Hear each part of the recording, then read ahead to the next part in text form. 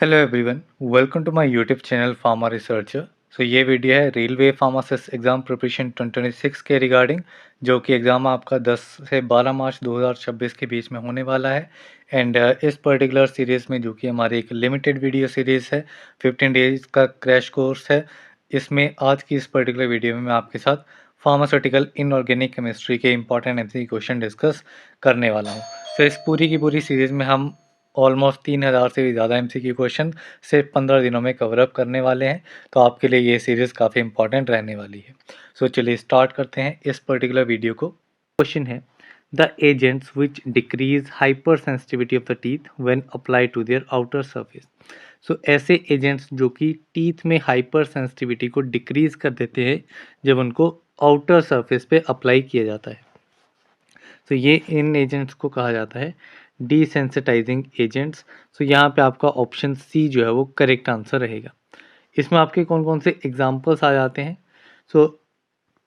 इसमें आपका एग्जाम्पल आ जाएगा स्ट्रोंटियम क्लोराइड, ठीक है, ये आपका डिसेंसिटाइजिंग एजेंट होता है। इसके अलावा जिंक क्लोराइड ये भी आपका डिसेंसिटाइजिंग एजेंट है। इसके अलावा अदर ऑप्शंस जो दिए गए हैं वो भी सारे के सारे आपके लिए इंपॉर्टेंट है, जैसे कि anti carries agent. Anti carries agent क्या रहते हैं?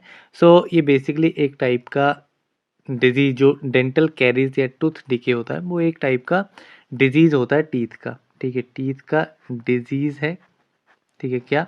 डेंटल कैरीज मीन्स दांतों में कीड़ा लग जाता है जो, ठीक है। ये आपका कोज होता है जो एसिड प्रोड्यूस होता है डिफरेंट माइक्रो ऑर्गेनिज्म की वजह से, उसकी वजह से डेंटल कैरीज जो है वो होते हैं, ठीक है। इसमें भी आपको एग्जांपल्स पता होने चाहिए, कौन कौन से एग्जांपल्स आपके एंटी कैरीज एजेंट में आते हैं। इसमें आपका एक आता है सोडियम फ्लोराइड इसमें आएगा, एंड स्टेनस फ्लोराइड, ठीक है। ये एग्जांपल्स आपको एंटी कैरीज एजेंट में याद रखने हैं। डेंटिफ्राइसिस ये भी आपके बहुत इंपॉर्टेंट है, इसके ऊपर भी डेफिनेशन पे पूछा जाता है। ये वो सब्सटेंसेस होते हैं जो कि आपके टूथब्रश के साथ यूज़ किए जाते हैं। बेसिकली आपके पेस्ट रहते हैं, ठीक है। टूथपेस्ट जो है वो आपके डेंटिफ्राइसिस में आते हैं, जो कि टीथ के सरफेस को क्लीन करने के लिए एंड पॉलिशेबल बनाने के लिए जो है वो यूज़ किए जाते हैं। इसमें आपके कौन कौन से एजेंट्स यूज़ किए जाते हैं, बेसिकली एग्जांपल्स। इसमें आपका कैल्शियम कार्बोनेट यूज़ किया जाएगा, देन आपका डाई बेसिक कैल्शियम फॉस्फेट इसमें यूज़ किया जाएगा, देन कैल्शियम फॉस्फेट अलॉन ये आपका यूज़ किया जाएगा। इसके अलावा सोडियम मेटाफॉस्फेट जो है वो इसमें यूज़ किया जाएगा। देन आपका दिया गया है डेंटल सीमेंट्स। डेंटल सीमेंट्स आपके यूज़ किए जाते हैं, ये आपके टेम्परेरीली कवर करते हैं, प्रोटेक्शन मीन्स बेसिकली आपको प्रोटेक्ट करते हैं आपके टीथ्स को, जो कि ऑपरेशन में जाने के लिए, ठीक है। टीथ्स को प्रोटेक्ट करेंगे, बेसिकली ये आपके पेस्ट की फॉर्म में रहते हैं, ठीक है, जो कि टीथ के ऊपर अप्लाई किया जाता है एंड वो आपका सॉलिडिफाई हो जाता है बाद में, ठीक है, थोड़े टाइम के बाद सॉलिडिफाई हो जाता है।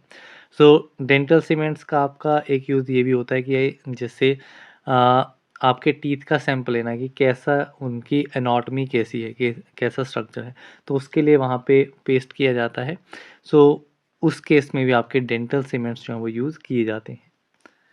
एंड इसके अलावा इसके कुछ एग्जांपल्स जैसे कि आपका गोल्ड एंड सिल्वर हो गया, ठीक है, गोल्ड के दांत या सिल्वर के दांत वो आपके परमानेंट फिलिंग्स में यूज़ किए जाते हैं एज अ डेंटल सीमेंट। ये आपके डिफरेंट कैटेगरीज हैं, सारी की सारी कैटेगरीज एटलीस्ट आपको डेफिनेशन पता होनी चाहिए एंड एग्जांपल्स आपको पता होना चाहिए। आने वाले क्वेश्चंस में हम एग्जांपल्स के ऊपर भी एमसीक्यू क्वेश्चन देखेंगे, तो वहाँ पे आपको ज़्यादा क्लैरिटी मिल जाएगी। द नेक्स्ट क्वेश्चन है, drugs use to increase the acidity are known as. ऐसे ड्रग्स जो कि एसिडिटी को इंक्रीज करते हैं, ठीक है, एसिडिटी को इंक्रीज करने के लिए यूज़ किए जाते हैं, दीज आर नोन एज एसिडिफायर्स। यहाँ पे आपका ऑप्शन ए जो है वो करेक्ट आंसर रहेगा। वहीं पे एंटासिड्स की बात करूँ तो ये आपके वो एजेंट्स होते हैं जो कि गैस्ट्रिक एसिडिटी को डिक्रीज करते हैं। कैसे डिक्रीज करते हैं? HCl को, जो आपका एसिड रहता है स्टमक में, उसको न्यूट्रलाइज करके, ठीक है। देन आते हैं आपके कैथार्टिक्स। तो कैथार्टिक्स क्या होते हैं? ये आपके वो ड्रग्स हैं जो कि आपके स्टमक को एम्प्टी करने के लिए हेल्प करते हैं, स्टमक एम्प्टिंग में हेल्प करते हैं, या फिर आप कहेंगे डेफिकेशन, ठीक है, उसके लिए आपके यूज़ किए जाते हैं। देन आते हैं आपके anti microbials. So anti microbials आपके ऐसे केमिकल एजेंट्स हैं जो कि आपके बैक्टीरिया या फिर माइक्रो ऑर्गेनिजम्स की ग्रोथ को इनहिबिट या फिर उसको डिस्ट्रॉय करने के लिए यूज़ किए जाते हैं। जैसे कि आपके माइक्रो ऑर्गेनिज्म डिफरेंट हो गए, बैक्टीरिया हो गया, फंगाई हो गया, प्रोटोजोआ हो गया, तो इनके लिए इनका यूज़ किया जाता है। देन चलते हैं नेक्स्ट क्वेश्चन की तरफ। सो नेक्स्ट क्वेश्चन है, examples of systemic antacids include. Systemic antacid के एग्जाम्पल इनमें से कौन से हैं? तो आपके जो एंटा एसिड्स हैं, सिंपली एंटासिड, ये आपके दो टाइप्स के रहते हैं। एक आपके आगे सिस्टमिक एंटासिड जिनको अब्जॉर्बेबल एंटासिड भी कहा जाता है। क्या कहा जाता है? Absorbable antacids. दूसरे आपके रहते हैं नॉन सिस्टमिक। कौन से रहते हैं? नॉन सिस्टमिक, जो कि आपके रहते हैं non absorbable. Non absorbable antacids, ठीक है। इनमें क्या डिफरेंस है? जो आपके सिस्टमिक एंटासिड्स हैं, ये आपके नाम से क्लियर हो रहा है कि ये आपके इजीली अब्जॉर्ब हो जाते हैं and systemic electrolytic alteration produce करने के कैपेबल होते हैं, ठीक है। या फिर अल्कलोसिस की अगर आप बात करेंगे, अल्कलोसिस, तो अल्कलोसिस के लिए रिस्पॉन्सिबल होते हैं आपके सिस्टमिक एंटासिड्स एंड इनमें आपका एग्जांपल आता है सोडियम बाइकार्बोनेट, ठीक है। तो यहाँ पे आपका ऑप्शन बी करेक्ट आंसर रहेगा। वहीं पे जो नॉन अब्जॉर्बेबल सिस्टमिक एंटासिड्स रहते हैं, ये आपके एक सिग्निफिकेंट एक्सटेंट तक अब्जॉर्ब नहीं होते हैं, ठीक है। इनकी अब्जॉर्प्शन जो है वो एक सिग्निफिकेंट लेवल तक नहीं होती है एंड इनका सिस्टमिक इफेक्ट भी एप्रिशिएबल नहीं होता है।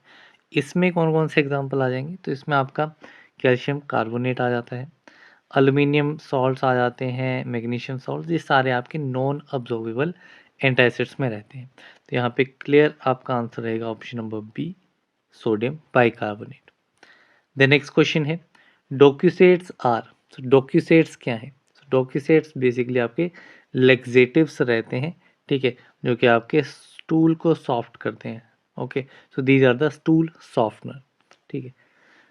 देन अदर एग्जांपल्स की बात करूं, जैसे कि आपका बल्क फॉर्मिंग एजेंट हो गया। सो बल्क फॉर्मिंग एजेंट्स जो हैं, ये आपके हाई फाइबर वाले रहते हैं एंड ये वाटर को ऑब्जॉर्ब करते हैं ताकि बल्क जो है वो इंक्रीज हो जाए, आपके स्टूल का बल्क जो है वो आपका इंक्रीज हो जाए एंड वो इजीली रिमूव हो जाए। सो बल्क फॉर्मिंग एजेंट्स में आपके एग्जांपल्स क्या रहेंगे? इसमें आपका एक सीलियम आ जाता है, सीलियम। देन इसमें आपका मिथाइल सेलुलोस आ जाता है, मिथाइल सेलुलोस एग्जाम्पल जो है वो इसमें आ जाता है। स्टूल सॉफ्टनर की बात करूं तो एक तो आपका डोक्यूसेट आ गया, इसके अलावा आपका लिक्विड पैराफिन जो है वो इसमें आपका यूज़ किया जाता है। देन स्टिमुलेंट परगेटिव की बात करूं, सो इसमें काफ़ी इंपॉर्टेंट नाम है सेना, इसके ऊपर काफ़ी बार क्वेश्चन पूछा गया है। तो सेना जो है ये आपका स्टिमुलेंट परगेटिव है।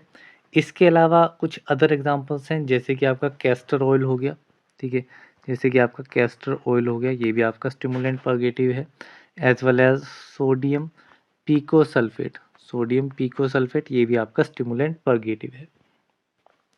देन आता है आपका ऑस्मोटिक परगेटिव। ऑस्मोटिक परगेटिव में आपके मैग्नीशियम सॉल्ट्स आ जाएंगे, ठीक है। जैसे कि आपका मैग्नीशियम सल्फेट हो गया, ठीक है, मैग्नीशियम सॉल्ट में मैग्नीशियम सल्फेट हो गया, मैग्नीशियम हाइड्रोक्साइड हो गया, ठीक है, ये आपके इसमें यूज़ किए जाएंगे। वैसे ही आपके सोडियम सॉल्ट्स रहेंगे, जैसे कि आपका सोडियम सल्फेट हो गया एंड सोडियम फॉस्फेट हो गया, ठीक है, ये आपके किस में रहेंगे? ऑस्मोटिक परगेटिव कैटेगरी में। तो यहाँ पे एग्जांपल्स जो हैं वो आपके काफ़ी इंपॉर्टेंट हो जाते हैं, तो एग्जांपल्स आपको डेफिनेटली याद रखने हैं। द नेक्स्ट क्वेश्चन है, the substances which are used to kill micro organisms are. ठीक है, माइक्रो ऑर्गेनिजम्स को किल करने के लिए जो सब्सटेंसेस यूज़ किए जाते हैं वो इनमें से कौन से रहेंगे? ठीक है, सो बेसिकली आपकी माइक्रो ऑर्गेनिज्म के रिलेटेड अगर आपकी स्टैटिक टर्म है, स्टैटिक मीन्स रुकना एंड साइड मीन्स आपका किल करना। तो यहाँ पे आप एक टर्म देखेंगे ऑप्शन नंबर सी में, जर्मिसाइड्स। जर्मिसाइड्स मीन्स आपके ऐसे एजेंट या ऐसे सब्सटेंसेस जो कि माइक्रो ऑर्गेनिज्म को किल करते हैं, ठीक है। डिफरेंट प्रोसेस से कर सकते हैं, आइदर आपका ऑक्सीडेशन के थ्रू, ठीक है, आइदर ऑक्सीडेशन के थ्रू कर सकते हैं, या फिर प्रोटोप्लाज्म के थ्रू, या फिर बैक्टीरियल प्रोटोप्लाज्म की ऑक्सीडेशन हो जाएगी, या फिर आपकी जो बैक्टीरियल एंजाइम्स रहते हैं उनकी डीनेचुरेशन हो जाएगी, ठीक है। तो ये आपके रहते हैं जर्मिसाइड्स। यहीं पे अगर मैं एंटीसेप्टिक्स की बात करूँ तो एंटीसेप्टिक्स जो हैं ये आपके माइक्रो ऑर्गेनिज्म की, ठीक है, जो माइक्रो ऑर्गेनिज्म की ग्रोथ रहती है उसको प्रिवेंट कर देते हैं। They prevent the growth of micro organism, ठीक है। सो ये आपके लिविंग सेल्स पे भी या लिविंग ऑब्जेक्ट्स पे भी यूज़ किए जा सकते हैं, मीन्स आपके ह्यूमंस में भी इनका यूज़ हो सकता है। देन आते हैं आपके बैक्टीरियोस्टैटिक। तो बैक्टीरियोस्टैटिक हैं, स्टैटिक मीन्स रोकना, तो बैक्टीरियोस्टैटिक मीन्स ये आपके माइक्रो ऑर्गेनिजम्स की ग्रोथ को स्टॉप करेंगे, स्टॉप और prevent the growth of micro organism, ठीक है। देन आती है आपकी स्टरलाइजेशन टर्म। तो स्टरलाइजेशन क्या है?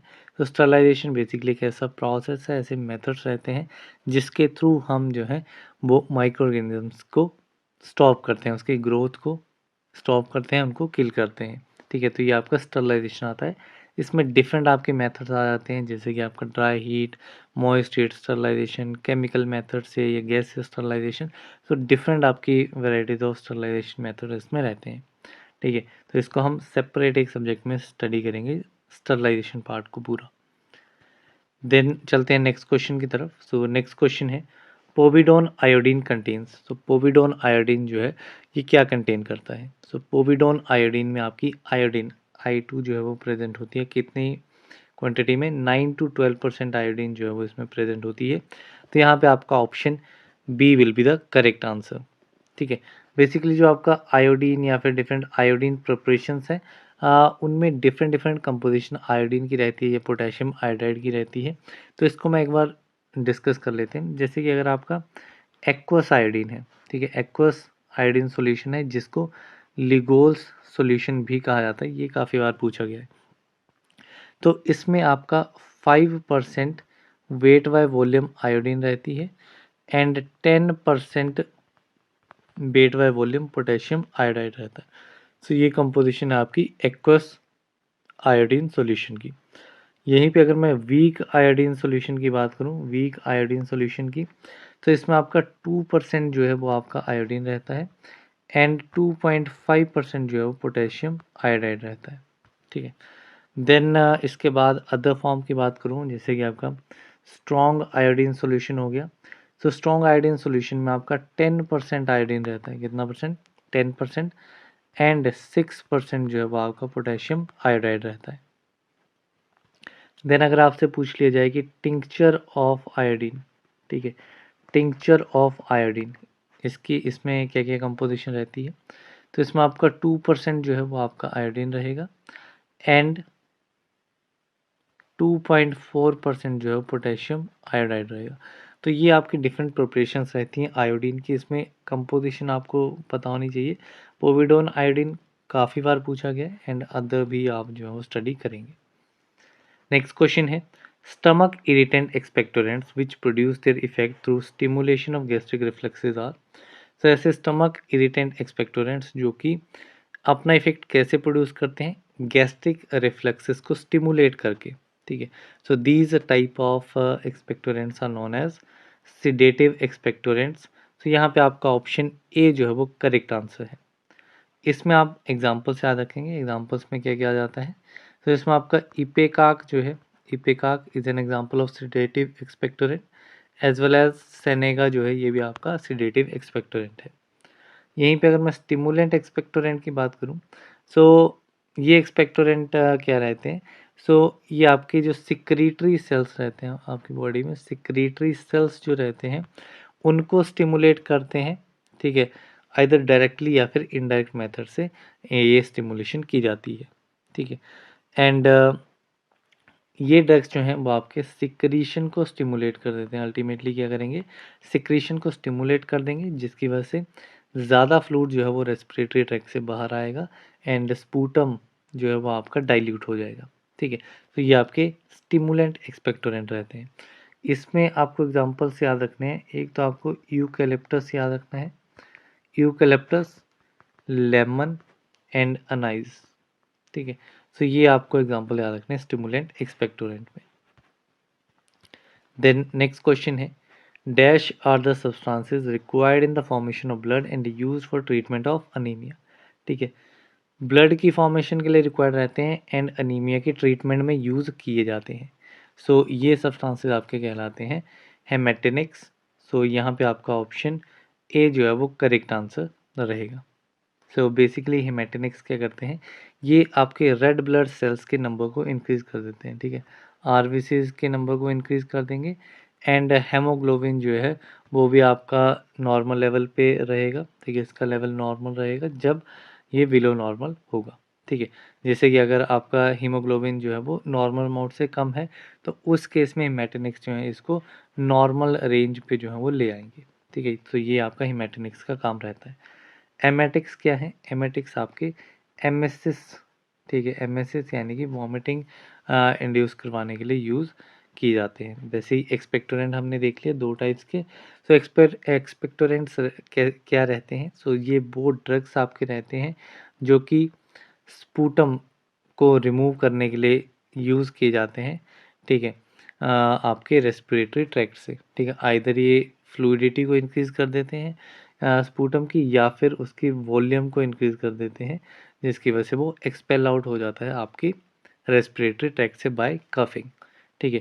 सो एक्सपेक्टोरेंट्स में अगर आप एग्जांपल्स याद रखेंगे, सो एग्जांपल्स में आपका अमोनियम क्लोराइड आ जाएगा।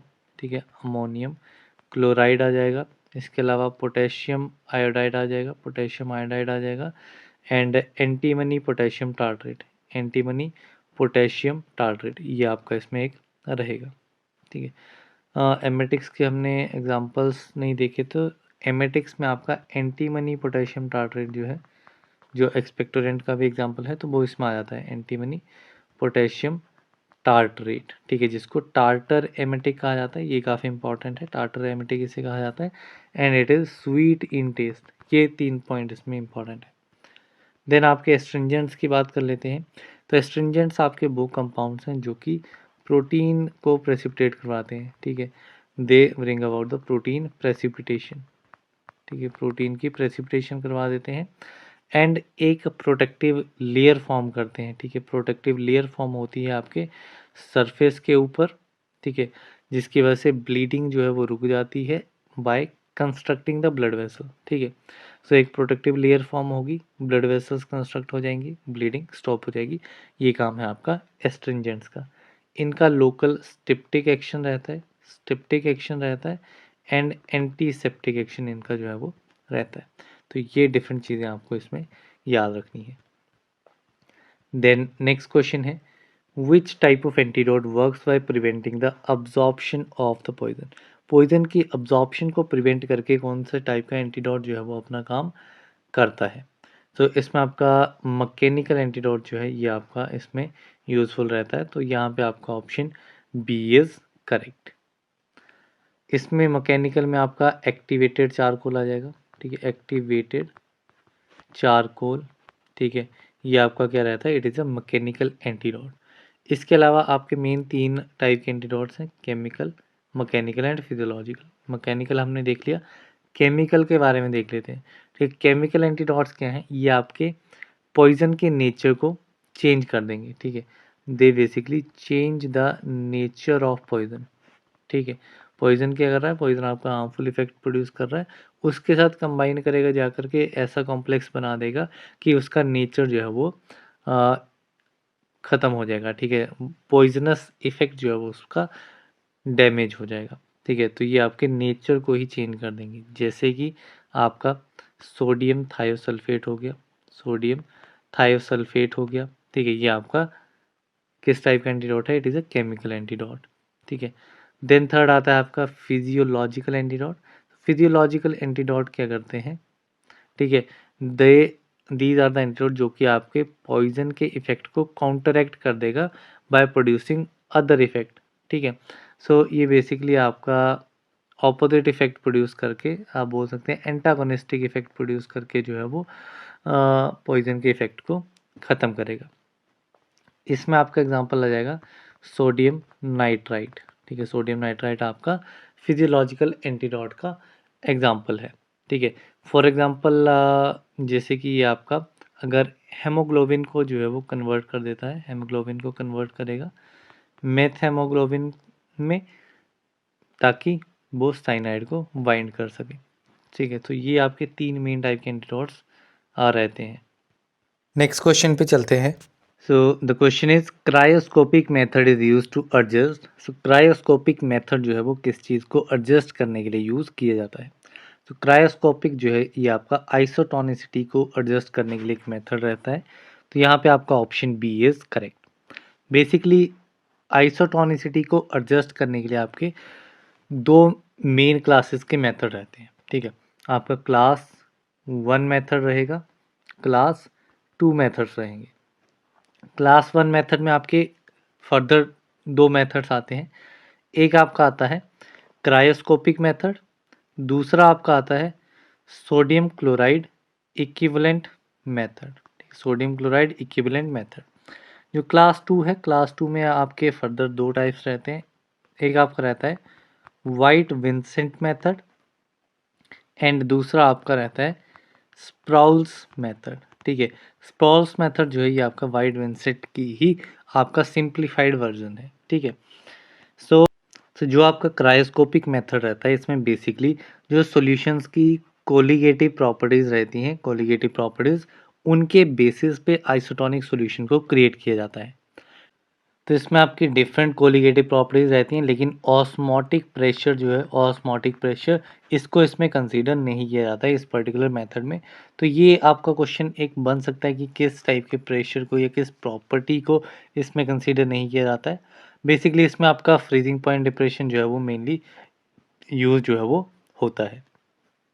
दूसरा आपका जो मेथड है वो है आपका सोडियम क्लोराइड इक्विवेलेंट मेथड। ठीक है, जिसको ई वैल्यूज़ भी कहा जाता है, ई वैल्यूज़ मेथड और टॉनिसिटी इक्विवेलेंट मेथड। ठीक है, ये मेथड आपका यूज़ किया जाता है टू इंडिकेट द पोटेंसी और स्ट्रेंथ ऑफ ड्रग। ठीक है, ड्रग की पोटेंसी या फिर स्ट्रेंथ को इंडिकेट करने के लिए। ठीक है, तो ये इसमें आप इंपॉर्टेंट पॉइंट याद रखेंगे। दूसरा आपका रहता है वाइट विंसेंट मेथड, जो कि आपका क्लास 2 में रहेगा। ठीक है, क्लास 2 मेथड में वाइट विंसेंट मेथड रहेगा। ठीक है, इस मेथड में बेसिकली क्या किया जाता है, जो आपका ड्रग है, ड्रग को मिक्स किया जाता है वाटर के साथ ताकि उसे आइसोटोनिक बनाया जा सके। ठीक है, फिर फर्दर उसको बाद में डाइल्यूट किया जाता है आइसोटोनिक डाइल्यूटिंग एजेंट्स के साथ, जहाँ पे उसकी फाइनल कंसंट्रेशन जो है वो बनाई जाती है। ठीक है, तो ये आपका वाइट विंसेंट मेथड रहता है। सो एंड जो नेक्स्ट आपका स्प्रॉल्स मेथड है, स्प्रॉल्स मेथड। सो स्प्रॉल्स मेथड जो है ये आपका वाइट विंसेंट मेथड की ही सिंप्लीफाइड वर्जन है एंड इसमें आपका जो है वो 0.3 ग्राम 1% सॉल्यूशन का चूज़ किया जाता है। ठीक है, सो ये एक इम्पॉर्टेंट पॉइंट आप याद रखेंगे, कितना ग्राम यूज़ किया जाता है एंड किस मेथड की ये सिंप्लीफाइड वर्जन है। तो ये कुछ इंपॉर्टेंट पॉइंट है, इनको आप सिंपली याद कर लीजिए। देन नेक्स्ट क्वेश्चन है the amount of an acid और base that can be added to buffer solution before its pH changes significantly. तो बेसिकली यहाँ पे क्वेश्चन में थोड़ा सा आप अपडेट कर लीजिएगा। तो यहाँ पे आपका रहेगा that can be added to 1 litre of buffer solution. कितना? 1 लीटर ऑफ बफर सॉल्यूशन में जो अमाउंट एसिड या फिर बेस का ऐड किया जाता है ताकि उसका पीएच जो है वो चेंज ना हो। ठीक है, सो ये अमाउंट जो है वो क्या कहलाता है? So this amount is known as buffer capacity.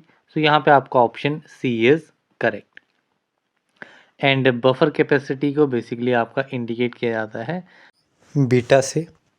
And अगर मैथमेटिकल इक्वेशन की बात करूँ, so it is beta is equal to delta B divided by delta P H.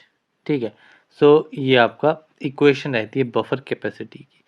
Beta क्या है? बीटा आपका बफर कैपेसिटी है। ठीक है, डेल्टा बी क्या है? ये आपका वो अमाउंट है एसिड या फिर बेस का जो कि ऐड किया जाएगा to change the pH by 1 unit. 1 unit change करने के लिए जो आपका अमाउंट एसिड या फिर बेस का ऐड किया जाएगा। डेल्टा पीएच क्या है? ये आपका चेंज इन पीएच है, it is change in pH, तो ये आपकी कहलाती है buffer capacity. Then next question है which type of solution show shrinkage phenomena. ठीक है, किस टाइप का सोल्यूशन जो है वो श्रिंकेज फिनोमिना जो है वो शो करेगा। सो फर्स्ट आपका दिया गया है isotonic solution. Isotonic solution means आपका जो 0.9 ग्राम ऑफ NaCl पर 100 ml, ठीक है, सॉल्वेंट में ये आपका मेंटेन करेगा, ये आपका रहेगा आइसोटोनिक। ठीक है, बेसिकली अगर परसेंटेज सिंपली पूछा जाए 0.9% NaCl जो है ये आपका आइसोटोनिक रहता है। ठीक है, तो इसमें जो आपके solutions and red blood cell contents हैं ये आपके सेम टर्म्स पे रहेंगे, सो इसमें कोई भी चेंजेस देखने को नहीं मिलेंगे। ठीक है, वहीं पे अगर मैं हाइपोटोनिक सॉल्यूशन की बात करूं तो हाइपोटोनिक सॉल्यूशन मींस 0.9% NaCl से कम जो वैल्यू रहेगी, जैसे कि आपका 0.2% NaCl सॉल्यूशन हो गया। ठीक है, तो ये आपका क्या करेगा, it will be a hypotonic solution जिसमें कंसंट्रेशन जो है वो ऑस्मोटिक प्रेशर जो है वो कम रहेगा। इसमें क्या रहेगा, इसमें जो आपका ब्लड सेल्स रहेंगे, अगर ब्लड सेल्स में इसको ऐड किया जाएगा तो ब्लड सेल्स जो है वो आपके स्वेल हो जाएंगे एंड इवेंचुअली वर्स्ट कर जाएंगे, मीन्स फूट जाएंगे, जिसकी वजह से हेमोग्लोबिन जो है वो रिलीज हो जाएगा। ठीक है, तो ये आपका हाइपोटोनिक सॉल्यूशन के साथ देखने को मिलेगा, वर्स्टिंग या फिर स्वेलिंग। वहीं पे हाइपरटोनिक सॉल्यूशन की बात करूं तो इसमें आपका 0.9% से अगर ज़्यादा है, ठीक है, वैल्यू, जैसे कि आपका अगर मैं 2% बोल दूं, ठीक है, 2% NaCl है, तो ये आपका जो हाइपरटोनिक सॉल्यूशन रहेगा। तो इसमें क्या करेंगे, इसमें जो आपके RBCs जो होंगे वो 2% NaCl सॉल्यूशन में फ्लोट करेंगे। ठीक है, सेल्स जो हैं वो श्रिंक कर जाएंगे, जिसकी वजह से वाटर जो है वो आउटवर्ड फ्लो करेगा एंड रिंकल हो जाएगा। ठीक है, रिंकल या फिर क्रिनेटेड जो है वो फिनोमेना इसमें आपको देखने को मिलेगा। तो यहाँ पे आपका ऑप्शन सी जो है वो करेक्ट आंसर रहेगा कि हाइपरटोनिक में आपको श्रिंकेज जो है वो देखने को मिलेगी। नेक्स्ट क्वेश्चन है what is the pH of saliva. तो सलाइवा का पीएच जो है वो कितना रहता है। सो सलाइवा का पीएच जो है वो आपका अराउंड 5.4 से लेकर के 7.5 के बीच में रहता है। तो यहाँ पे आपका ऑप्शन बी इज़ करेक्ट। यहीं पे आपके जो डिफरेंट बॉडी फ्लूइड्स रहते हैं उनका पीएच जो है वो काफ़ी इंपॉर्टेंट रहता है। तो इसमें कुछ बॉडी फ्लूइड्स का हम डिस्कस कर लेते हैं, जैसे कि आपका गैस्ट्रिक जूस हो गया। ठीक है, गैस्ट्रिक जूस का पीएच कितना रहता है। तो इसका पीएच रहता है अराउंड 1.5 से लेकर के 3.5 तक।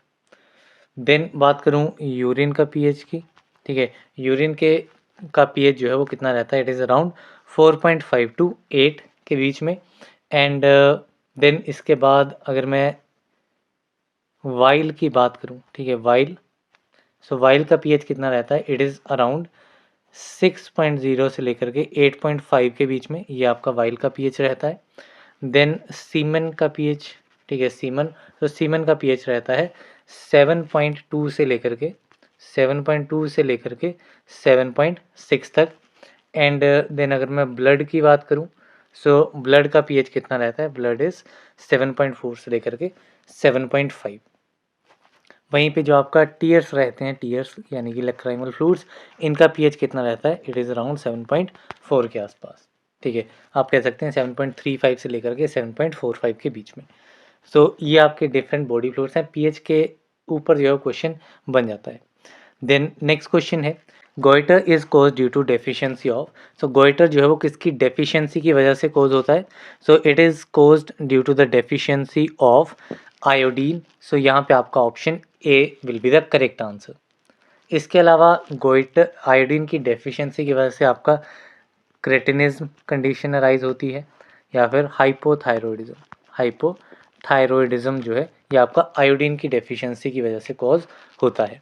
देन इसके अलावा अगर मैं बात करूं आयरन की, सो आयरन की डेफिशिएंसी से क्या कॉज होता है, सो आयरन की डेफिशिएंसी से अनीमिया कॉज होता है, या फिर हेमोक्रोमेटोसिस, ये कंडीशन जो है वो आयरन की डेफिशिएंसी की वजह से कॉज होती है। देन सोडियम की बात करूं तो सोडियम की डेफिशिएंसी से हाइपोनेट्रेमिया, ठीक है, hypo natremia condition, and important नाम है एडिसन्स डिजीज़। एडिसन्स डिजीज़ जो है वो आपका सोडियम की डेफिशिएंसी की वजह से कोज होता है। देन कैल्शियम की बात करें, सो कैल्शियम की डेफिशिएंसी से आपका रिकेट्स कोज होता है, ओस्टियोपोरोसिस, ओस्टियोपोरोसिस, हाइपोकैल्सेमिया, हाइपोकैल्सेमिया, ठीक है, टेटेनी। सो ये डिफरेंट कंडीशन जो है वो आपकी कैल्शियम की डेफिशिएंसी की वजह से कोज होती हैं। इसके अलावा एक और आपका कंस्टेंट जैसे कि फॉस्फोरस रहता है, ठीक है, फॉस्फोरस मिनरल है, तो इसकी डेफिशिएंसी से जो है वो आपका कोज होता है हाइपोफॉस्फेटेमिया, हाइपोफॉस्फेटेमिया, देन रिकेट्स, देन ओस्टियोमलेशिया। सो ये आपका फॉस्फोरस की डेफिशिएंसी की वजह से कोज होता है। तो ये 5 नाम जो हैं वो आपके काफ़ी इंपॉर्टेंट हैं, इनकी deficiency diseases are very important. Then चलते हैं नेक्स्ट क्वेश्चन की तरफ। सो नेक्स्ट क्वेश्चन है Addison's disease is cause due to deficiency of. अभी हमने देखा कि एडिसन डिजीज जो है वो किसकी डेफिशिएंसी की वजह से कोज होता है। So it is cause due to the deficiency of sodium. So यहाँ पे आपका option C is correct. Next question है anaemia is cause due to deficiency of. Anaemia जो है किसकी डेफिशिएंसी की वजह से कोज होता है। So it is cause due to the deficiency of iron. So यहाँ पे आपका option B will be the correct answer. Then next question है ammoniacal silver nitrate solution is used in the mouth wash as. So ammoniacal silver nitrate solution आपका mouth washes में use होता है। इसका use जो है वो क्या रहता है। सो ये इसकी आपकी एस्ट्रिंजेंट एजेंट की तरह ही एक्ट करता है, एंड ऑल्सो हाइपर सेंसिटिविटी को भी प्रिवेंट जो है वो अमोनिकल सिल्वर नाइट्रेट सॉल्यूशन की हेल्प से किया जाता है। तो यहाँ पे आपका ऑप्शन सी जो है वो करेक्ट आंसर रहेगा, that is both A and B are correct. Then next question है one of the following is used as dental cement. इनमें से कौन सा एजेंट जो है वो आपका डेंटल सीमेंट की तरह यूज़ किया जाता है। डेफिनेशन हमने देख ली थी, तो इसमें एग्जांपल है आपका जेडेनो। जिंक ऑक्साइड जो है ये आपका एज अ डेंटल सीमेंट की तरह यूज़ होता है। तो यहाँ पे आपका option D is correct. Next question है one of the following is sedative expectorant. इनमें से सिडेटिव एक्सपेक्टोरेंट का एग्जाम्पल कौन सा है। तो सिडेटिव एक्सपेक्टोरेंट में आपका अमोनियम क्लोराइड आ जाएगा, ठीक है, it is a sedative expectorant. तो यहाँ पे option A is correct. Next question है emetic out through local irritation और गैस्ट्रिक मिकोसा इज। ठीक है, एमेटिक आउट मीन्स जो आपका एमएसएस होती है वो आपकी लोकल इरिटेशन या फिर गैस्ट्रिक मिकोसा की वजह से कॉज होती है। सो इसमें कौन सा एजेंट जो है वो इस पर्टिकुलर मैकेनिज्म की वजह से एमएसएस कोज करवाता है। तो इसमें आपका इपेकाक यानी कि इपेकाकोन्हा एंड अमोनियम बाइकार्बोनेट ये दोनों ही आपके एमएसएस कोज करवाते हैं through local irritation of gastric mucosa. तो यहाँ पे आपका option C both A and B is correct. Next question है intracellular fluid constituent. So intracellular fluid जो है वो कितना हमारी बॉडी में रहता है। सो इंट्रासेलर फ्लूइड जो है वो अराउंड 45 से लेकर के 50% बॉडी वेट का जो है वो इंट्रासेलर फ्लूइड रहता है। तो यहाँ पे आपका option B will be the correct answer. Next question है antidotes act by producing the effect oppose to that of poison is known as. So ऐसे एंटीडॉट जो कि पॉइजन के ऑपोजिट इफेक्ट प्रोड्यूस करके अपना एंटागोनिज्म एक्शन प्रोड्यूस करते हैं। So these type of poisons are known, these types of antidotes are known as. तो इन्हें कहा जाता है फिजियोलॉजिकल एंटीडॉट्स। तो यहाँ पे आपका option A will be the correct answer. Then next question है one of the following is well in cyanide poisoning. इनमें से कौन सा एजेंट जो है वो साइनाइड पॉइजनिंग में यूज किया जाता है। इसमें sodium nitrate both sodium thiosulphate. इसमें आपका सोडियम थायोसल्फेट जो है ये आपका यूज होता है साइनाइड पॉइजनिंग में। बाकी जो सोडियम नाइट्राइट है, ठीक है, सोडियम नाइट्राइट जो है वो आपका यूज किया जाता है साइनाइड पॉइजनिंग में, ना कि सोडियम नाइट्रेट। यहाँ पे ओनली ऑप्शन सी जो है वो आपका करेक्ट आंसर रहेगा। द नेक्स्ट क्वेश्चन है the pharmaceutical aid used as astringent and clearing agent is. ऐसा फार्मास्यूटिकल एड जो कि आपका as a astringent and clearing agent की तरह यूज किया जाता है। This pharmaceutical aid is alum. यहाँ पे आपका option B will be the correct answer. Next question है concentration of fluorides required to prevent the caries. ठीक है, कैरीज को प्रिवेंट करने के लिए यानी कि डेंटल कैरीज को प्रिवेंट करने के लिए फ्लोराइड का यूज़ किया जाता है। तो फ्लोराइड की कंसंट्रेशन जो है वो कितनी होनी चाहिए? तो फ्लोराइड की कंसंट्रेशन जो है वो 1 पार्ट पर मिलियन से कम होनी चाहिए। तो यहाँ पे आपका option D is correct. Next question है give the examples of desensitising agent in dental products. Dental products में डीसेंसिटाइजिंग एजेंट्स के एग्जांपल्स जो हैं वो यहाँ पे आइडेंटिफाई करने हैं। सो यहाँ पे आपका strontium chloride and zinc chloride ये दोनों ही आपके जो हैं वो यूज़ किए जाते हैं एज अ डीसेंसिटाइजिंग एजेंट्स। तो यहाँ पे आपका option D, A and C are correct. Next question है which of the following is tartar emetic. इनमें से टार्टर एमेटिक कौन सा है? ठीक है, so potassium bitartrate, antimony potassium tartrate, magnesium tartrate. So इसमें एंटीमनी पोटेशियम टार्ट्रेट जो है इसी को टार्टर एमेटिक कहा जाता है। ठीक है, एंड ये आपका यूज़ किया जाता है एज अ एमेटिक एंड इसका टेस्ट जो है वो आपका स्वीट रहता है, ये हमने डिस्कस किया हुआ है। एंड जो भी आपके सिनोनिम्स हैं इनकी लिस्ट मैंने आपको at the end of PDF दे रखी है, तो वहाँ पे आप इजीली इसको याद कर सकते हैं विद अदर जो भी आपको सिनोनिम्स जो है वो देखने को मिलेंगे। द नेक्स्ट क्वेश्चन है milk of magnesia is. So milk of magnesia क्या रहता है? So milk of magnesia is hydrated magnesium hydroxide जो है ये आपका मिल्क ऑफ मैग्नीशिया रहता है। तो यहाँ पे option D is correct. Next question है which are the following is called Rochelle salt. Rochelle salt जो है वो इनमें से किसे कहा जाता है? सोडियम पोटेशियम टार्ट्रेट इसे आपका रोशेल सॉल्ट जो है वो कहा जाता है। तो यहाँ पे आपका option A will be the correct answer. Next question है which of the following is cream of tartar और अर्गोल। क्रीम ऑफ टार्टर या फिर अर्गोल किसे कहा जाता है? So it is potassium bitartrate. So यहाँ पे आपका option C is correct. Next question है which of the following is Lugol's solution. Lugol solution जो है वो किसे कहा जाता है? सो लिगोल सॉल्यूशन जो है ये आपका रहता है एक्वस आयोडीन सॉल्यूशन जो है वो आपका लिगोल सॉल्यूशन रहता है। तो यहाँ पे आपका option B will be the correct answer.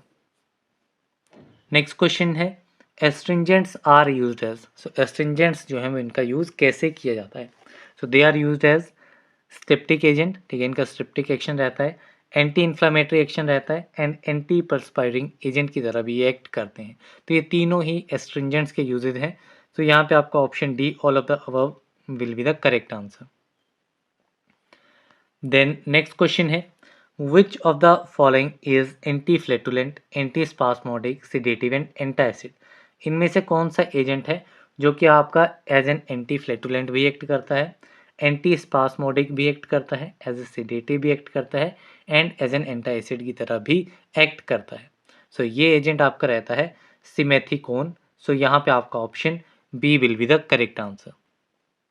Next question है what is true about the antacids. Antacids के लिए कौन सी स्टेटमेंट इनमें से ट्रू है? So antacids it is an alkaline substance. ठीक है, ये आपके अल्कलाइन सब्सटेंस होते हैं, ये तो आपकी ट्रू है। Use for inhibiting the release of acid. Acid के रिलीज को इनहिबिट करने के लिए यूज नहीं किया जाता है, उसको न्यूट्रलाइज करने के लिए यूज किया जाता है। तो ये स्टेटमेंट इनकरेक्ट है। वाटर सॉल्युबल इन नेचर, तो वाटर सॉल्युबल भी आपके ये नहीं रहेंगे। सो यहाँ पे सिर्फ आपकी फर्स्ट स्टेटमेंट ही आपकी करेक्ट है। तो यहाँ पे only option A is the right answer. Next question है give an example of the absorbable antacid. Absorbable antacid का एग्जांपल जो है वो यहाँ पे आइडेंटिफाई करना है। सो अब्जॉर्बेबल एंटासिड यानी कि आपके सिस्टमिक एंटासिड, हमने डेफिनेशंस में इसको डिस्कस किया था जो एक प्रीवियस क्वेश्चन आया था। तो सिस्टमिक एंटासिड जो कि आपके अब्जॉर्बेबल एंटासिड्स होते हैं उसका एग्जांपल हमने क्या देखा था? It is sodium bicarbonate. So यहाँ पे आपका option D will be the correct answer. Next question है which compound is use as a protective in GIT. GIT में एज अ प्रोटेक्टिव की तरह कौन सा कंपाउंड जो है वो यूज किया जाता है? तो इसमें आपका बिस्मथ सब कार्बोनेट, केओलिन, वेंटोनाइट ये तीनों ही जो है वो आपके यूज होते हैं as a protective in GIT. So यहाँ पे आपका option D all of the above will be the correct answer. Next question है which one is strong in action. इनमें से स्ट्रॉन्ग इन एक्शन कौन सा है? ठीक है। तो यहाँ पे आपका लैक्सेटिव, पर्गेटिव एंड कैथार्टिक्स तीनों ही आपके कॉन्स्टिपेशन में यूज़ किए जाते हैं एंड सबसे स्ट्रॉन्गेस्ट इन एक्शन आपका रहता है कैथार्टिक। सो यहाँ पे आपका option C will be the correct answer. Next question है dash are use to treat patients suffering from achlorhydria और हाइपोक्लोरहाइड्रिया। ठीक है, ऐसे पेशेंट्स जो कि आपके एक्लोरहाइड्रिया या फिर हाइपोक्लोरहाइड्रिया मीन्स आपका जो एसिड है वो नहीं बन रहा है या बहुत ही कम बन रहा है, तो उसके लिए किस टाइप के एजेंट्स का यूज़ जो है वो किया जाता है। तो इसमें आपका गैस्ट्रिक एसिडिफायर्स जो है वो यूज़ होते हैं। तो यहाँ पे आपका option C is correct. Then next question है dash are use to neutralise the excess amount of acid in stomach. Stomach में एक्सेस अमाउंट ऑफ एसिड को न्यूट्रलाइज करने के लिए कौन से एजेंट्स यूज किए जाते हैं। So these are antacids. So यहाँ पे आपका option D is correct. Next question है dash I is commonly synthesise by the Solvay process. Solvay process के थ्रू जो है वो सिंथेसिस किस एजेंट की होती है। So this compound is sodium bicarbonate. So यहाँ पे आपका option A is correct. Then next question है assay of magnesium carbonate is based on. Magnesium carbonate का एसे जो है वो किस पे बेस्ड है। So it is based on complexometric titration. So यहाँ पे आपका option B will be the correct answer. Then next question है assay of magnesium oxide is based on. ठीक है, मैग्नीशियम कार्बोनेट का है आपका कंप्लेक्सोमेट्रिक पे एंड मैग्नीशियम ऑक्साइड जो है ये भी आपका जो है कंप्लेक्सोमेट्रिक टाइट्रेशन पे बेस्ड है। सो यहाँ पे आपका option D is correct. Next question है मेगलड्रेट इज मेड अप ऑफ। तो मेगलड्रेट जो है वो किससे मिलकर के बना होता है। तो मेगलड्रेट जो है ये आपका बना होता है magnesium hydroxide and aluminium hydroxide से मिलकर के। सो यहाँ पे आपका ऑप्शन बी जो है वो आपका करेक्ट आंसर है। नेक्स्ट क्वेश्चन है ferrous sulphate is also known as. तो फेरस सल्फेट को और किस नाम से जाना जाता है। सो फेरस सल्फेट आपका जाना जाता है with the name green vitriol. So यहाँ पे आपका option B will be the correct answer. Then next question है ferrous sulphate is used as. So ferrous sulphate का यूज जो है वो क्या है। तो फेरस सल्फेट आपका एज ए हेमेटिनिक भी यूज़ किया जाता है। मीन्स आपका डिफरेंट एनीमियाज के केस में यानी कि आयरन डेफिशिएंसी एनीमिया में यूज़ किया जाता है एंड ऑल्सो इसका यूज़ जो है वो एज अ डिसइंफेक्टेंट भी रहता है। तो यहाँ पे आपका option D all of the above will be the correct answer. Then next question है iodine is used in the synthesis of which thyroid hormone. Iodine जो है वो किस थायराइड हार्मोन की सिंथेसिस में यूज़ किया जाता है। सो आयोडीन जो है ये आपका T3 T4 इन दोनों हार्मोन्स की सिंथेसिस में यूज़ होता है। T3 का नाम आप याद रख सकते हैं, नाम भी जो है वो इसमें पूछा जा सकता है। T3 is triiodothyronine and T4 is thyroxine. So यहाँ पे आपका option C both A and B will be the correct answer. Next question है inadequate secretion of thyroid hormones result in. So अगर थायराइड हार्मोन्स की secretion जो है वो इनएडिक्वेटली means कम होगी तो उस कंडीशन को क्या कहा जाएगा। So that condition is known as hypothyroidism. ठीक है, अगर इनएडिक्वेट कम होगी तो हाइपोथायरॉयडिज्म, अगर ज़्यादा होगी तो वो आपका हाइपरथायरॉयडिज्म। नेक्स्ट क्वेश्चन है excess secretion of thyroid hormones results in. So अगर थायराइड हार्मोन्स की सिक्रीशन जो है वो एक्सेस में हो रही है तो दैट इज हाइपरथायरॉयडिज्म। सो यहाँ पे आपका option B is correct. Next question है dash is water insoluble and is the dehydrated form of ferritin. ठीक है, ये कंपाउंड आपका एक तो वाटर इनसॉल्युबल है मीन्स वाटर में सॉल्युबल नहीं होगा एंड फेरिटिन जो कि आपकी आयरन की स्टोरेज फॉर्म रहती है उसका डिहाइड्रेटेड फॉर्म रहता है। So this compound is haemosiderin protein. So यहाँ पे आपका option D is correct. Next question है the chief dash transport protein of blood plasma is transferrin. So transferrin जो है वो ब्लड प्लाज्मा में किसका ट्रांसपोर्ट प्रोटीन है। तो ये आपका आयरन का है। ठीक है, iron the chief iron transport protein of blood plasma is transferrin. तो यहाँ पे option D is correct. Then next question है ferritin and haemosiderin are iron storage proteins found in the liver spleen and.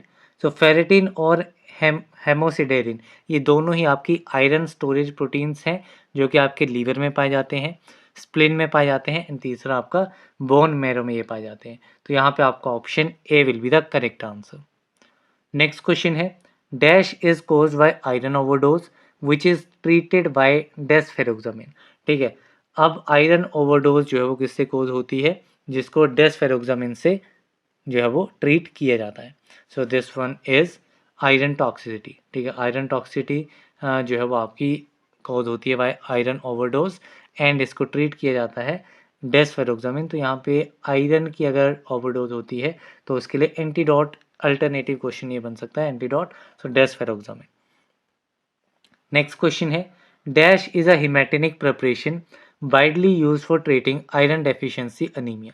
ठीक है, कौन सी इसमें से हिमेटेनिक preparation है जो कि आयरन डेफिशिएंसी अनीमिया को ट्रीट करने के लिए यूज की जाती है। तो this one is ferrous sulphate. तो यहाँ पे आपका option D is correct. Next question है sources of dash are seafood obtained from the ocean and certain ground vegetables like baked potatoes with skin। so ये आपका sources जो है ये आपके आयोडीन के रहते हैं।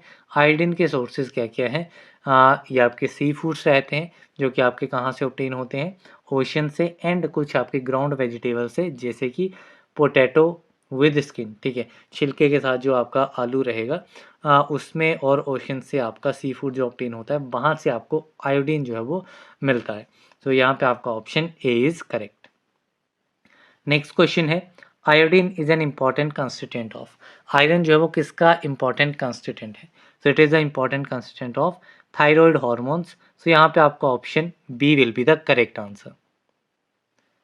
देन नेक्स्ट क्वेश्चन है due to iodine deficiency the thyroid gland becomes enlarged and the condition is known as. ठीक है, सो आयोडीन की डेफिशिएंसी से जो आपका थायराइड ग्लैंड है, मीन्स आपका नेक में आपको थायराइड ग्लैंड देखने को मिलता है, तो ये आपका जो है वो एनलार्ज हो जाता है, मीन्स इसका साइज जो है वो बड़ा हो जाता है एंड इस कंडीशन को क्या कहा जाता है, तो this condition is known as goiter. So यहाँ पे आपका option C is correct and ये क्वेश्चन हमने पहले भी देखा था, एक अदर फॉर्म में पूछा गया था डायरेक्ट की आयोडीन की डेफिशिएंसी से कौन सा डिजीज खोज होता है, दैट इज गोइटर, एंड यहाँ पे विद डेफिनेशन हमने एक अलग फॉर्म देखी।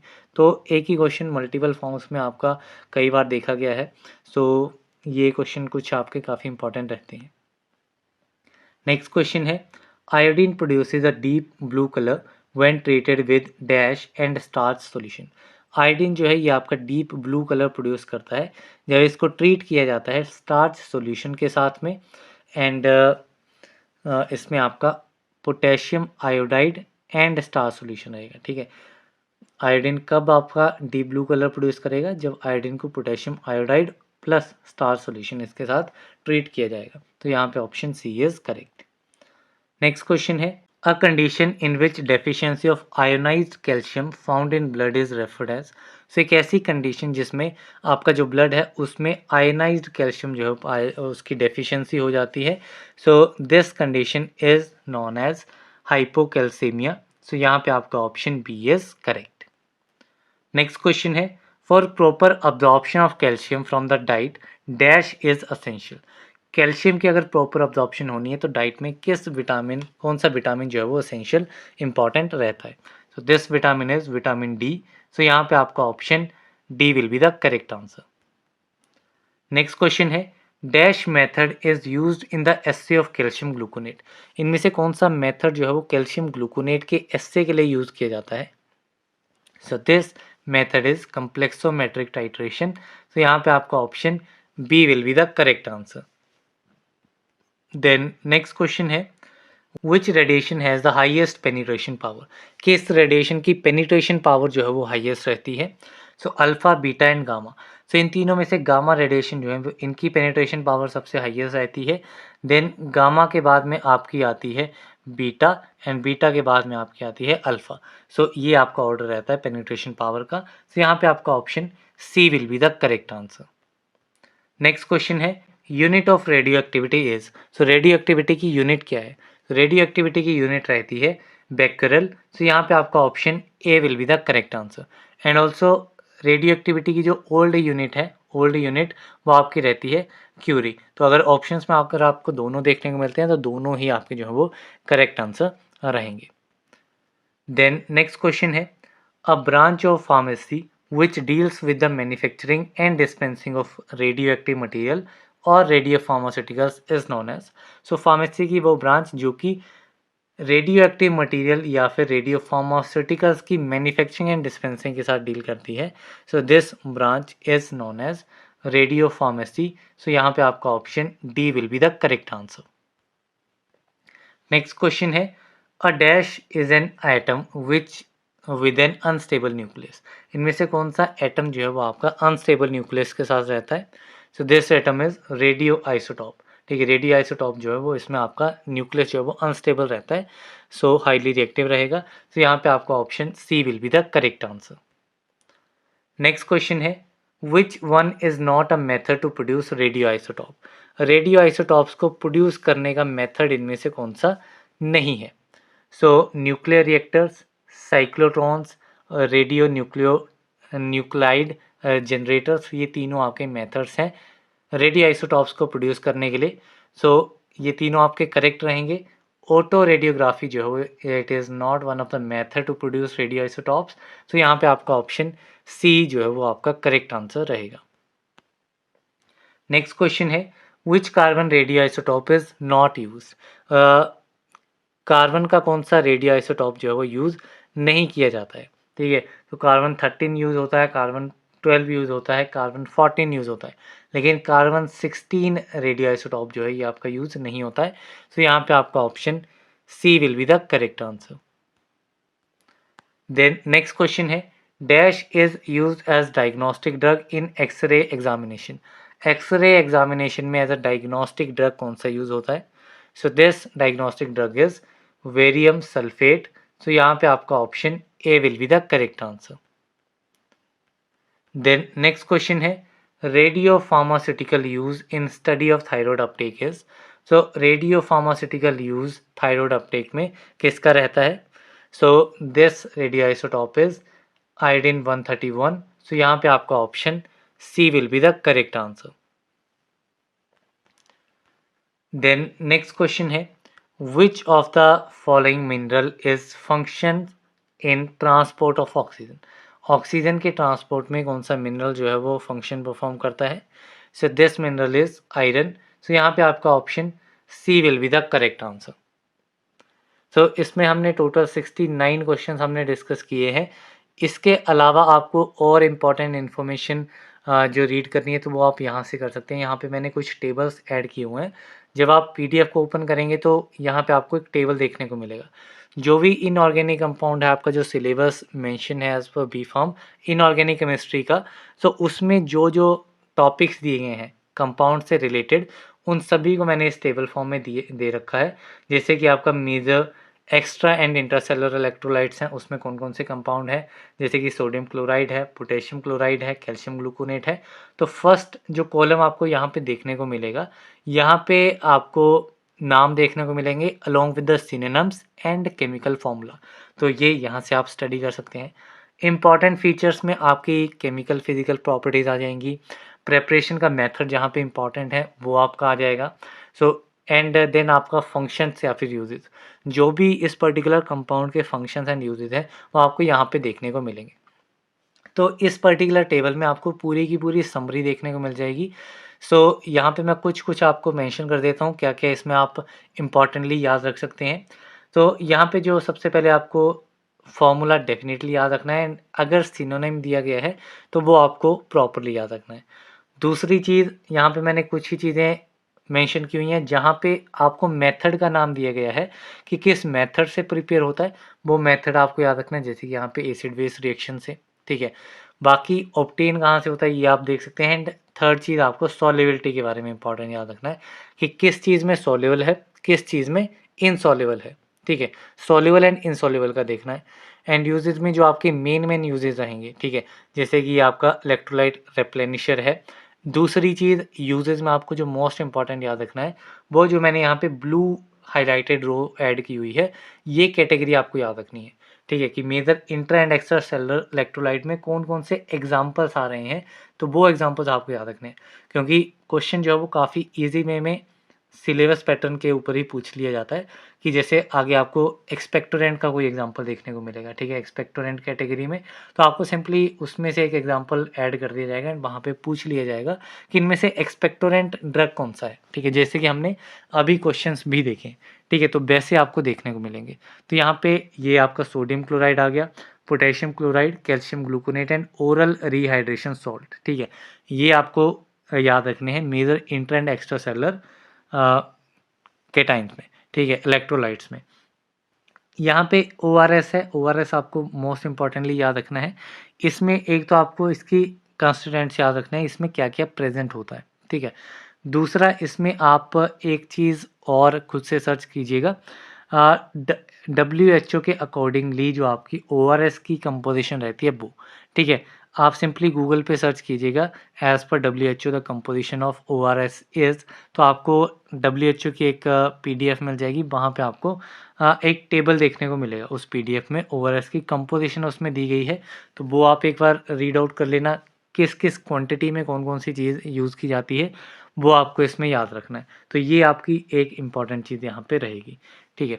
देन आता है आपका डेंटल प्रोडक्ट्स, तो डेंटल प्रोडक्ट्स में कैल्शियम कार्बोनेट किस लिए यूज़ किया जाता है, यूज़ इसमें काफ़ी इंपॉर्टेंट है, ठीक है, जैसे डेंटिफ्राइस है, डेंटल क्लीनिंग के लिए यूज़ होता है, पॉलिशिंग एजेंट है, एंटा एसिड भी यूज़ किया जाता है, होम्योपैथिक मेडिसिन्स में भी इसका यूज़ रहता है, तो ये सारी चीज़ें। बाकी कैल्शियम कार्बोनेट का फॉर्मूला क्या है, तो ये आप इसमें स्टडी कर सकते हैं। अदर एग्जांपल डेंटल प्रोडक्ट्स में जैसे कि आपका सोडियम फ्लोराइड, जिंक यूजिनॉल। इसके अलावा एक मैंने आपको इनिशियल क्वेश्चन करवाया था जिसमें मैंने डेंटल प्रोडक्ट्स की सारी क्लासिफिकेशन की, उसमें क्या-क्या डलता है, डेंटल सीमेंट डलता है, डिसेंसिटाइजिंग एजेंट होता है, डेंटिफ्राइसिस होते हैं, सो वो सारी चीज़ें मैंने आपको बताई थी। तो वहाँ पे मैंने आपको एग्ज़ाम्पल्स भी बताए थे। तो एडिशनली आपको वो एग्ज़ाम्पल्स आपको यहाँ पे याद रखने हैं। ये आपके सिलेबस में एज़ सच मेंशन किए गए हैं, तो मैंने एज़ सच इसको सर्च करके जो है वो यहाँ पे ऐड कर दिया, जो-जो चीज़ें यहाँ पे मुझे मिली हैं। देन नेक्स्ट आपका गैस्ट्रोइंटेस्टाइनल एजेंट्स, इसमें एसिडिफायर्स के example ammonium chloride, hydrochloric acid. इसमें आपका स्पिरिट ऑफ सॉल्ट भी दिया गया है, ये सिनोनिम में आपका मोस्ट इंपॉर्टेंट है, ठीक है, मल्टीपल टाइम से पूछा गया है, तो ये आपको एक याद रखना है। देन आते हैं एंड दूसरी जो चीज़ मैंने आपको एग्जाम्पल्स की क्लासिफिकेशन बताई, तो वो यहाँ पे गैस्ट्रोइंटेस्टाइनल एजेंट में काफ़ी इंपॉर्टेंट हो जाती है, ठीक है। जैसे कि यहाँ पे गैस्ट्रोइंटेस्टाइनल एजेंट्स में आपको एसिडिफायर देखने को मिलेंगे, एंटा एसिड्स देखने को मिलेंगे, इसके अलावा आपको कैथारटिक्स देखने को मिलेंगे, एंटी माइक्रोबियल एजेंट्स। सो इन सभी के एग्जाम्पल्स आपको याद रखने हैं, ठीक है, तो ये आप वन बाय वन इनको स्टडी कर लेना। देन आता है आपका एंटा एसिड्स में सोडियम बाइकार्बोनेट किस कैटेगरी में आता है, सो इट इज़ सिस्टेमिक और अब्जॉर्बेबल एंटा एसिड। देन इसमें आपको मैग्नीशियम हाइड्रोक्साइड देखने को मिल रहा है, इसको मिल्क ऑफ मैग्नीशिया कहा जाता है, ठीक है, मैग्नीशियम हाइड्रोक्साइड मिक्सचर को मिल्क ऑफ मैग्नीशिया कहा जाता है, ये आपका इंपॉर्टेंट पॉइंट है। देन नेक्स्ट आते हैं आपके कैथारटिक्स, कैथारटिक्स में आपका मैग्नीशियम सल्फेट, एप्सम सॉल्ट इसे कहा जाता है, वेरी इंपॉर्टेंट। सोडियम ऑर्थोफॉस्फेट जिसको डाई सोडियम हाइड्रोजन फॉस्फेट कहा जाता है, फॉर्मूला आपको याद रखना है। सो समटाइम इसमें आपको मॉलिक्यूलर फार्मूला में नंबर ऑफ वाटर मॉलिक्यूल्स कितने हैं वो भी इंपॉर्टेंट है, ये समटाइम्स आपका पूछ लिया जाता है कि जैसे मैग्नीशियम सल्फेट में या एप्सम सॉल्ट में कितने वाटर मॉलिक्यूल्स रहते हैं, तो यहाँ पे 7, तो इस वे में आपका पूछ लिया जाता है, यहाँ पे 12 है, तो ये आपको इंपॉर्टेंट याद रखने हैं। यूजेज तो आपको डेफिनेटली याद रखने हैं, बाकी सिनोनिम्स में आपको मेन फोकस करना है। इसके अलावा केओलिन, इसका फॉर्मूला क्या है, क्या इसे कहा जाता है, चाइना क्ले कहा जाता है, बेंटोनाइट है, इसको सोप क्ले कहा जाता है। देन नेक्स्ट है आपका एंटी माइक्रोबियल्स, काफ़ी इंपॉर्टेंट है, पोटेशियम पर मैग्नेट KMnO4 रहता है एंड ये आपका as an antimicrobial agent use किया जाता है। फार्मास्यूटिकल एनालिसिस में हमने देखा था कि ये आपका किस तरीके से यूज़ किया जाता है, as an indicator, self indicator के रूप में हमने देखा था कि आपका सेल्फ इंडिकेटर है, डिफरेंट डिफरेंट टाइट्रेशंस में इसका यूज़ रहता है, तो यहाँ पे आप वो चीज़ें भी अपनी रिकॉल कर सकते हैं, ठीक है। देन इसके बाद में आपका बोरिक एसिड है, इसका फॉर्मूला आपको याद रखना है। हाइड्रोजन पेरोक्साइड है, क्या इसका यूज़ रहता है, एंटीसेप्टिक है, जर्मिसाइड है, disinfectant, phosphorus and cyanide poisoning में ये एज एन एंटीडोट यूज़ किया जाता है। देन हेयर्स को ब्लीच करने के लिए एंड टूथ को वाइट करने के लिए भी आपका हाइड्रोजन पेरोक्साइड यूज़ होता है। तो ये डिफरेंट इसके यूजेज़ हैं। तो hydrogen peroxide uses point of view से काफ़ी इंपॉर्टेंट है। देन आपका रहता है क्लोरीनेटेड लाइम, फॉर्मूला आपका मोस्ट इंपॉर्टेंट है CaClO होल 2। बैक्टीरियल एक्शन इसका रहता है, faeces, urine and other organic materials को डिसइंफेक्ट करता है। As a cleansing agent use किया जाता है, bleaching agent and most of the dyes को डीकलराइज करने के लिए इसका यूज होता है। देन नेक्स्ट है आपकी आयोडीन प्रिपरेशंस। बहुत ज़्यादा इंपॉर्टेंट है आयोडीन प्रिपरेशंस। डिफरेंट जो आपकी आयोडीन प्रिपरेशंस हैं वो आपकी ज़्यादा इंपॉर्टेंट है। ठीक है, यूजेज तो हमने देख लिया था, आयोडीन का क्या यूज़ है, डेफिशिएंसी से क्या कोज होता है, वो सारी चीज़ें हमने देख ली थी। यहाँ पे जो हमें देखना है जैसे कि आयोडीन है कैसे प्रिपेयर किया जाता है, by heating potassium iodide and और सोडियम आयोडाइड। ठीक है, इधर पोटेशियम आयोडाइड को हीट करेंगे या फिर सोडियम आयोडाइड को हीट करेंगे, किसके साथ, डाइल्यूट H2SO4 सल्फ्यूरिक एसिड के साथ या फिर विद MnO2 के साथ। ठीक है, ये चीज़ें हैं। बाकी इसका कलर इंपॉर्टेंट है, वायलेट या फिर ब्लूइश ब्लैक इसका कलर रहता है। विटरी पंजेंट टेस्ट रहता है। ठीक है, सो टेस्ट जहाँ पे भी, यहाँ पे मैंने वैसे मोस्ट ऑफ चीज़ें मेंशन की हुई हैं। तो जिस भी कंपाउंड में आपको कोई स्पेसिफिक टेस्ट देखने को मिलेगा, ठीक है, या फिर स्पेसिफिक कलर देखने को मिलेगा, तो वो चीज़ें आपकी काफ़ी इंपॉर्टेंट हो जाएंगी, तो उन पे आप ज़्यादा फोकस कर सकते हैं। देन नेक्स्ट आपका जो प्रिपरेशन, आयोडीन प्रिपरेशन है वो आपकी है एक्वस आयोडीन सॉल्यूशन, जिसको लिगोल्स सॉल्यूशन भी कहा जाता है। एंड इसकी कंपोजिशन आपको याद रखनी है, it is 5% weight by volume iodine रहती है and 10% weight by volume potassium iodide रहता है, Ki रहता है। ठीक है, देन नेक्स्ट है आपका वीक आयोडीन सॉल्यूशन, जिसको आयोडीन टिंक्चर कहा जाता है। इसमें 2% आयोडीन एंड 2.5% पोटेशियम आयोडाइड, ये हमने डिस्कस भी किया हुआ है क्वेश्चन में। देन आपका स्ट्रॉन्ग आयोडीन सॉल्यूशन रहता है, जिसमें 10% आयोडीन रहता है एंड 6% पोटेशियम आयोडाइड रहता है। देन टिंक्चर ऑफ आयोडीन, इसकी कंपोजिशन आपको याद रखनी है, 2% iodine and 2.4% potassium iodide. Povidone, ठीक है, पोविडोन है जिसको पोविडोन आयोडीन कहेंगे हम। इसमें कितना आयोडीन प्रेजेंट होता है, ये क्वेश्चन जो है वो पूछा गया है मल्टीपल टाइम्स। तो इसमें 9 to 12% आयोडीन जो है वो प्रेजेंट होता है। तो ये इसमें आपको इंपॉर्टेंट याद रखना है। देन आते हैं आपके एक्सपेक्टोरेंट, दो एग्जांपल इसमें, पोटेशियम आयोडाइड, अमोनियम क्लोराइड। ठीक है, सो पोटेशियम आयोडाइड आपका एक्सपेक्टोरेंट की तरह यूज़ किया जाता है एंड इसमें भी आपको बाकी चीज़ें सारी याद रखनी है। ठीक है, जैसे कि ये कैसे प्रिपेयर होता है, hydrogen iodide and potassium bicarbonate को रिएक्ट करके जो है वो ये प्रोड्यूस होता है। डार्क ब्राउन सॉल्यूशन जो है वो ये देता है विद आयोडीन, ये केमिकल प्रॉपर्टीज़ पूछ ली जा सकती है। ठीक है, एंड ये जो आपका डार्क ब्राउन सॉल्यूशन प्रोड्यूस होता है, इसमें पोटेशियम ट्राइआयोडाइड प्रेजेंट होता है। बाकी एज एन एक्सपेक्टरेंट जो इसमें मेन यूज़ दिया गया है, ये तो आपको डेफिनेट याद रखना है। ठीक है, बाकी अदर आप इसमें याद रख सकते हैं। देन आपका अमोनियम क्लोराइड है, तो ये आपका हाइग्रोस्कोपिक है, ये आपका सोल्वे प्रोसेस के थ्रू जो है वो प्रिपेयर होता है, तो ये भी यहाँ पे आपको इंपॉर्टेंट याद रखना है। कफ मेडिसिन में expectorant, flavouring agent, acidifying agents, nitrogen का सोर्स रहता है फर्टिलाइजर में, hair shampoos as thickening agent. ठीक है, थिकनिंग एजेंट की तरह यूज़ होता है हेयर शैम्पूज में। तो ये डिफरेंट यूजेज हैं। देन नेक्स्ट आपका आता है एमेटिक्स। एमेटिक्स में आपको कॉपर सल्फेट याद रखना है, जिसको ब्लू विट्रोल कहा जाता है। ठीक है, ये आपका सिनोनिम आता है, इंपॉर्टेंट है।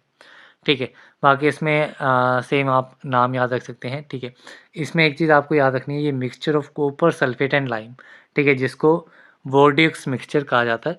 सो ये आपका यूज़ किया जाता है एज अ फंगीसाइड। ठीक है, सो यहाँ पे इस मिक्सचर का नाम है, ठीक है, नाम दिया गया है, तो जहाँ पे भी स्पेसिफिक नाम आता है तो वो आपके काफ़ी इंपॉर्टेंट चीज़ें हो जाती हैं। तो वोर्डिक्स मिक्सचर किसे कहा जाता है, तो it is a mixture of copper sulphate with lime. ठीक है, तो ये इसमें आपको इंपॉर्टेंट रखना है याद। देन आता है आपका सोडियम पोटेशियम टार्ट्रेट, काफ़ी बार पूछा जाता है, ये भी अल्टरनेटिव नेम रोशेल सॉल्ट इसे कहा जाता है एंड प्रीवियस 2019 वाले में भी ये पूछा गया था। एज अ लेक्सेटिव यूज़ किया जाता है एंड द सिल्वरिंग मिरर्स के प्रोसेस में यूज़ किया जाता है। बाकी हेमेटोनिक्स आपको याद रखने हैं, ferrous sulphate, ferrous gluconate. Ferrous sulphate को ग्रीन विट्रोल कहा जाता है, काफ़ी क्वेश्चन इसके हमने डिस्कस कर लिए हैं। बाकी एज अ हेमेटोनिक यूज़ किया जाएगा, जनरल चीज़ है। आयरन डेफिशिएंसी एनीमिया की ट्रीटमेंट में डाई फैब्रिक्स में यूज़ किया जाता है, डाई फैब्रिक्स के लिए एंड लेदर को टैन करने के लिए। फेरस ग्लूकोनेट सिंपल है, आयरन सोर्स रहता है एनीमिया की ट्रीटमेंट में, ठीक है। येलोइश ग्रे फाइन पाउडर है, वर्न्ट शुगर लाइक इसका ऑर्डर रहता है, वाटर में सॉल्युबल है, इनसॉल्युबल है अल्कोहल में, सेम चीज़ें अदर के लिए आप याद रख सकेंगे। देन नेक्स्ट है पॉइजन्स एंड एंटीडॉट्स। पॉइजन्स एंड एंटीडॉट्स में आपको क्या क्या याद रखना है, 3 कंपाउंड है, सोडियम थायोसल्फेट है, ठीक है। किसकी पॉइजनिंग में यूज़ किया जाता है, एक इसमें आपको ये इंपॉर्टेंट याद रखना है, ठीक है।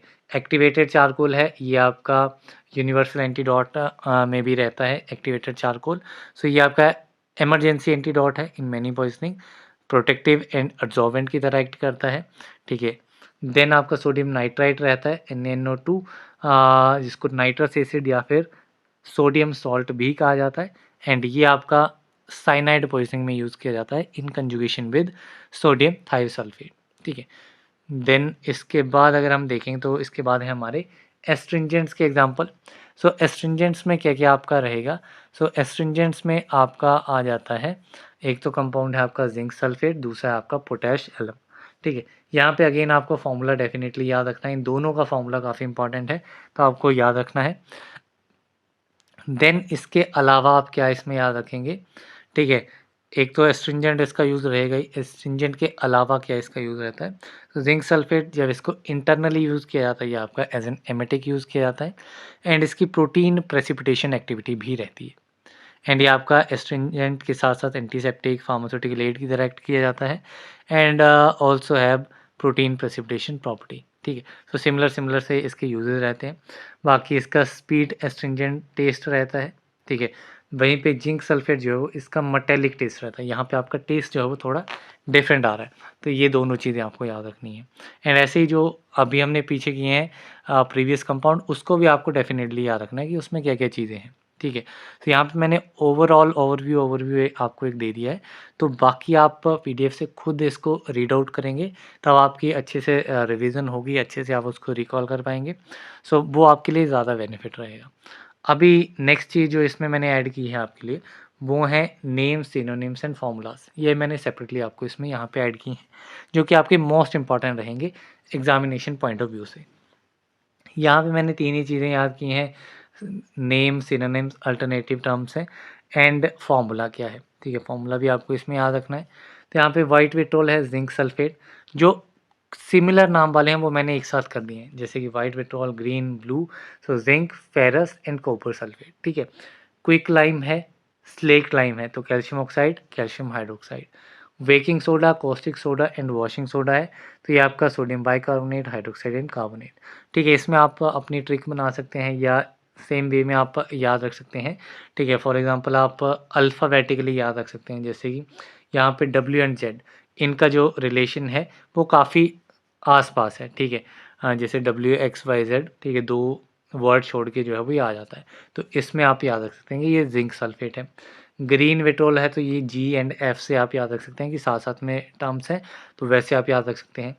BC है, तो BC भी आपके साथ-साथ में है, तो उस वे में इसको आप याद रख सकते हैं। देन यहाँ पे बेकिंग सोडा है, तो ये आपका सोडियम बाइकार्बोनेट, तो सोडियम यहाँ पे कॉमन है, तो आप अदर उससे जो है वो याद रख सकते हैं, ठीक है। सो इसमें आप एक याद रख सकते हैं, जैसे बेकिंग है तो B for baking, B for bicarbonate, इससे आप याद रख सकते हैं। कॉस्टिक है, तो यहाँ पे आपको जो बाकी 2 सोडाज़ बच गए हैं उसमें आपको ऑपोजिट याद रखना है, ठीक है। अगर C है तो C का आंसर C नहीं होगा, ऑपोजिट होगा, ठीक है। तो सोडियम हाइड्रोक्साइड है, सोडियम कार्बोनेट, तो C का आंसर क्या होगा, H से होगा, हाइड्रोक्साइड होगा। वॉशिंग का जो आपका बच गया वो आपका सोडियम कार्बोनेट रहेगा, ठीक है। ऐसे आप एक तो आपको B से B वाला तो हो ही गया, ठीक है। C से C वाला नहीं होगा, दूसरा वो, एंड तीसरा आपका ऑटोमेटिकली बन जाएगा। तो कोई भी आप 2 याद रख लीजिए, तीसरा आपका ऑटोमेटिकली आंसर बन जाएगा। देन आपका प्रेसिपिटेटेड चौक, जिसको सोडियम कैल्शियम कार्बोनेट कहा जाता है। कॉस्टिक पोटाश है, potassium hydroxide. Epsom salt, magnesium sulphate discuss कर लिया हमने। ग्लोवर सॉल्ट, सोडियम सल्फेट। देन आपका रोशल सॉल्ट है, जो कि आपका सोडियम पोटेशियम टार्ट्रेट, फॉर्मूला भी आपको याद रखना है। रिंगर्स इंजेक्शन है, कंपाउंड सोडियम क्लोराइड सॉल्यूशन है। मिल्क ऑफ मैग्नीशिया है, मैग्नीशियम हाइड्रोक्साइड मिक्सचर है। यूसोल है, so it is chlorinated lime and boric acid solution. Iodine tincture है, तो ये वीक सॉल्यूशन रहता है आयोडीन का। लिगोल सॉल्यूशन है, एक्कोसाइडिन सॉल्यूशन है। ड्राई आइस है, dry ice sodium solid carbon dioxide को कहा जाता है। देन आपका टार्टर एमेटिक है जो कि एंटीमनी सोडियम टार्ट्रेट रहता है, ठीक है। ब्लीचिंग पाउडर है that is chlorinated lime. Laughing gas है that is nitrous oxide. Calomel है मर्क्यूरस क्लोराइड। एलम है पोटेशियम अल्यूमिनियम सिलिकेट। कोरेंडम है एल्यूमिनियम ऑक्साइड। बोरेक्स है सोडियम टेट्राबोरेट। वेंटोनाइट है सोप क्ले।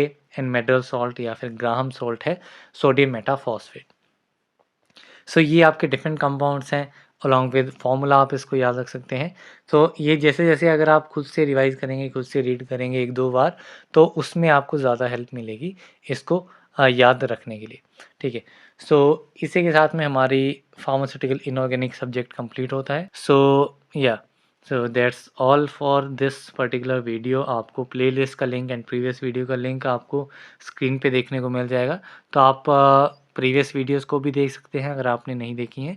सो या एंड अपने फ्रेंड्स के साथ भी शेयर कर सकते हैं जो भी इस एग्ज़ाम की तैयारी कर रहे हैं, ताकि उनको एग्ज़ाम से पहले-पहले इस इन पर्टिकुलर वीडियोज़ का बेनिफिट मिल सके। सो या that's all for this video. मिलते हैं अगली वीडियो में, तब तक के लिए थैंक यू वेरी मच।